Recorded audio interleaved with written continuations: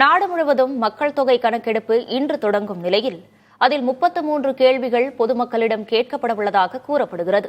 அது தொடர்பான விவரங்களை தற்போது காணலாம். உள்ளாட்சி அமைப்புகளால் வழங்கப்பட்ட கட்டிடத்தின் எண் அல்லது வீட்டு எண் முதலாவது கேள்வியாக இருக்கும். வீட்டின் தரையின் வகை, எந்த பொருளால் சுவர் கட்டப்பட்டது, கூரை எந்த பொருளால் ஆனது ஆகிய கேள்விகளும் கேட்கப்படும். கட்டிடம் குடியிருப்பு நோக்கில் பயன்படுகிறதா அல்லது வணிக நோக்கில் பயன்படுகிறதா, வீட்டின் ஒட்டுமொத்த நிலை ஆகிய தகவல்களையும் தர வேண்டியிருக்கும். வீட்டில் உள்ளவர்களின் எண்ணிக்கை, வயது, பாலினம் ஆகிய விவரங்களை தர வேண்டியிருக்கும். வீட்டின் தலைவர் பட்டியல் இனத்தவரா என்ற விவரத்தையும் அளிக்க வேண்டும். வீட்டின் உரிமை யார் பெயரில் உள்ளது, வீட்டில் உள்ள அறைகள், மின்சார வசதி, கழிப்பறை வசதி, குடிநீர் ஆதாரம், சமையல் எரிபொருள் விவரம் ஆகிய அடிப்படை வசதிகள் குறித்தும் கேட்கப்படும்.